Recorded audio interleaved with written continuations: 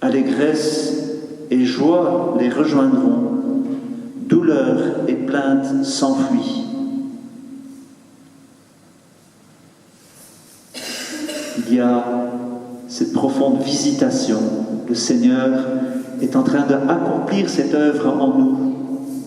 Depuis notre baptême, nous sommes en chemin et nous grandissons dans la foi et dans la connaissance de Dieu. Et il nous faut beaucoup de patience. On a 20 ans, 30 ans, 40 ans, 70 ans, 80 ans. Ce travail continue.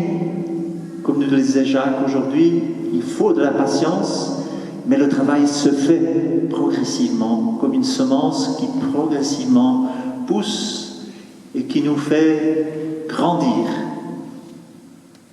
en présence du Seigneur, qui est là. Appuyons-nous encore aujourd'hui sur l'Eucharistie, sur Jésus qui vient là au milieu de nous, et demandons qu'il ne soit pas pour nous une occasion de chute, comme nous le disait l'Évangile. Heureux celui pour qui je ne suis pas une occasion de chute. Vous savez, Jésus a été une occasion de chute pour beaucoup de personnes. Beaucoup étaient scandalisés quand ils le fréquentaient pendant sa vie. Comment toi, tu peux dire que tu es Dieu? Tu n'es qu'un homme. Comment peux-tu donner ta chair en nourriture? Ton langage, c'est trop fort pour nous. On préfère te quitter. Jésus a été une occasion de chute. Et c'est pour cela qu'il nous faut supplier Jésus qu'il ne soit pas une occasion de chute pour nous. Que nous fassions confiance à la façon dont il nous conduit et nous coopérons avec lui. Et nous demandons la force. Et nous allons demander la force dans la crèche pour vraiment croire en lui. Si c'est notre sauveur, eh bien c'est un sauveur qui nous libère et qui vient humblement dans notre monde. La première lecture disait, c'est la vengeance qui vient, la revanche de Dieu. Comment Dieu a-t-il pris sa revanche? Facilement on dit, Dieu est un Dieu sévère, il juge, et c'est vrai. Mais la façon dont il prend sa revanche, c'est qu'il se fait petit enfant. Il vient mendier notre amour. Il se fait mendiant de notre cœur. Que nous n'ayons plus peur du mystère de la croix, mais que dans le mystère de la croix, il y a un petit enfant qui se donne. Un petit enfant qui a soif de notre cœur, qui a soif que nous croyons en lui, parce que c'est là qu'il peut nous sauver. Alors, je trouve très profondément étonnant que dans ce dimanche de la joie, on entend l'histoire de Jean-Baptiste qui est prisonnier. Ce n'est pas un motif de joie. Il est en prison. Pourquoi est-il en prison? Parce qu'il a défendu la cause du mariage face à Hérode. Il est en prison et bientôt il va subir le martyre.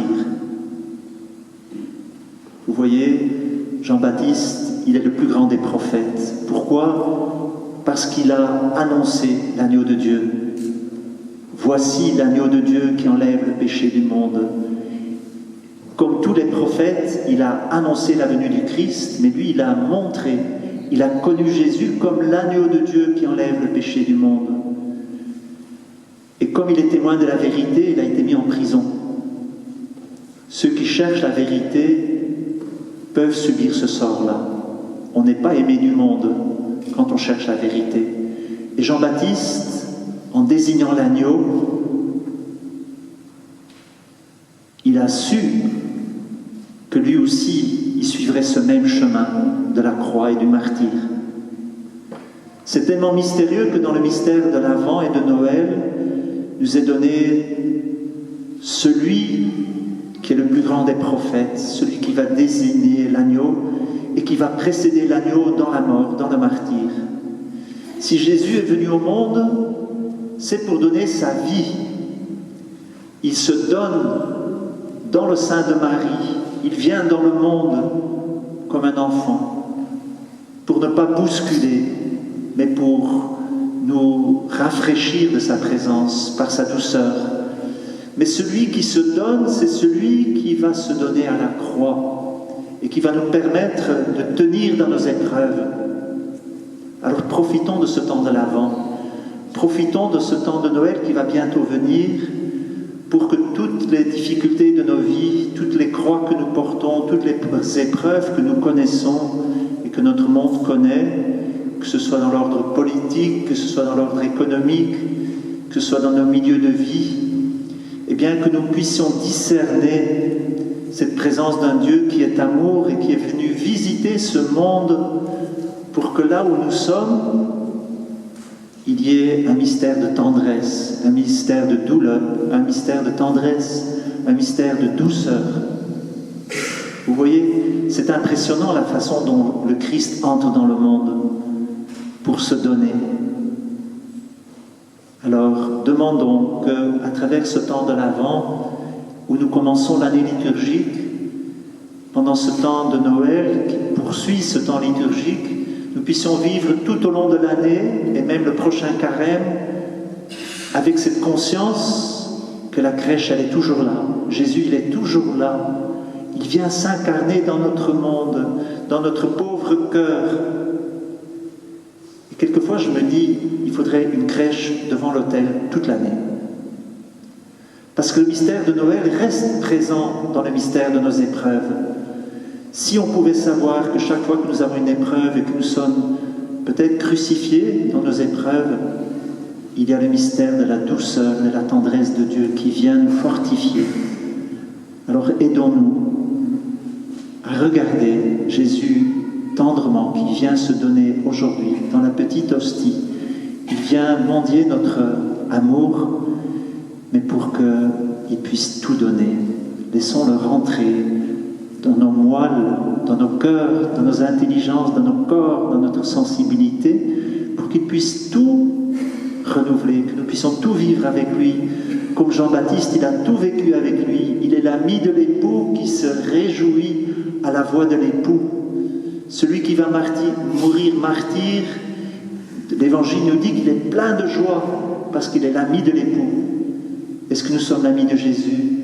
Est-ce que nous voulons vraiment accueillir Jésus? Accueillons-le comme le petit qui s'incarne dans l'Église.